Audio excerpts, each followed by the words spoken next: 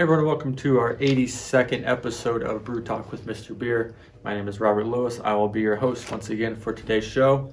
As always, we appreciate you guys taking the time to tune in and watch us today. If you want to reference my notes for today's video or any of our past 81 videos, you can find those on our blog page, mrbeer.com/blog. You can search through all the old videos. We do a lot of written blog posts as well. We have some cool recipes on there that we come out with. A beer brine turkey, if you're looking to get a little creative for Thanksgiving next week, you know. All right, so let's dive into our topic today. So a lot of home brewers kind of talk about batch priming, and it's something that a lot of brewers recommend. If you know anyone who brews big 5-10 gallon batches, they're brewing all grain, they most likely batch prime their beer instead of, you know, put sugar into each individual bottle.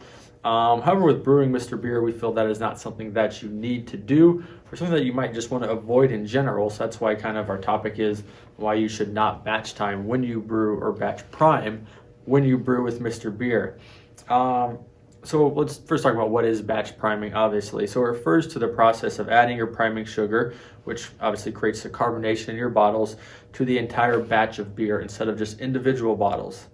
I mean, the reason that people like to do this is one that it's, people say it's easy to do. I mean, it's less work of putting sugar into each individual bottle. You can get consistent carbonation throughout all your bottles.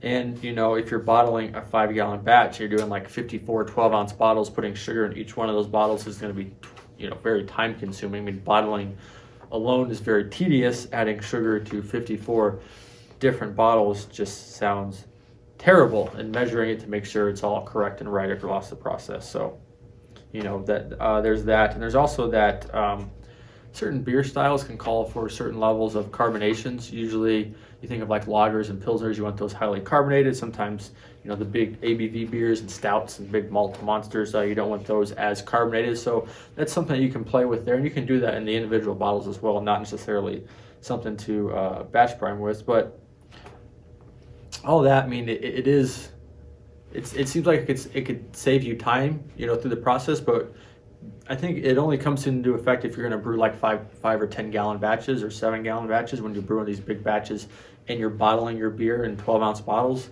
then it makes sense. But, you know, when brewing with Mr. Beer, you don't need to do this. And like I said earlier, that we kind of recommend against it. I mean, first, you're only brewing a 2-gallon batch, and, you know, you're going to need some extra work and extra equipment to be able to batch prime.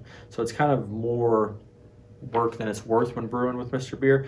So if you were going to batch prime using Mr. Beer, you would need a second fermenter to rack into, and you would need tubing, and obviously additional sanitizer to sanitize your tubing, as well as the additional fermenter. And basically what you would do is you put the tubing at the end of the spigot, you'd put that tubing into a fermenter, and then you would let the beer flow through, and then you boil up your sugar in some water, then you mix it into there and mix it up very gently, which can cause issues as well. So these are just kind of added steps, unnecessary expenses, when you can just use like carbonation drops, which work great.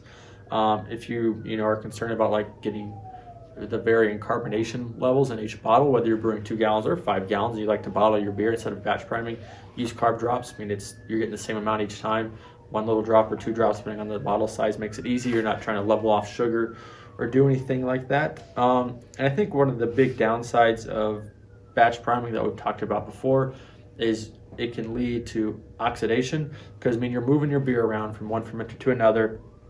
You got to mix in your sugar, so you're doing some things. So your beer is going to get exposed at some point to some oxygen, which which increases the risk of getting an off flavor in your beer, which won't be detected, you know, until 2 to 3 weeks so you go to taste it. So it's not the best, you know, experience.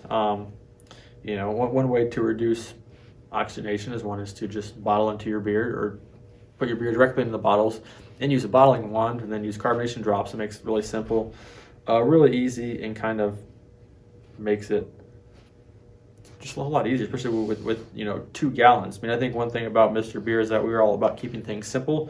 So batch priming seems like more of a challenge than it needs to be, especially for just brewing with 2 gallons. That's kind of why we recommend against it. Also, if you're using carbonation drops, you don't have to worry about those issues. If you want to play with, you know, carbonation levels in your batches, you can definitely do that. If you want a beer to be a little more over carbonated, add a little bit more sugar. You want it to be undercarbonated, add a little bit of less sugar. I mean, it's easy variable to play with. You're reducing the risk of off flavors from not batch priming. It makes sense to not do that for Mr. Beer. So that's why if you're brewing a 2-gallon batch or even anything smaller than a 1 gallon, batch priming just seems like a lot more work than it's worth. It's going to wrap up our topic for today. I thought that would be appropriate because I've seen some questions pop up about it, and people might be wondering what it is. Like I said, it's good for if you're brewing 5, 7, 10-gallon batches. You want to batch prime, that's good to go. But by that point, most people are kegging anyways, so kegging is the way to go for bottling.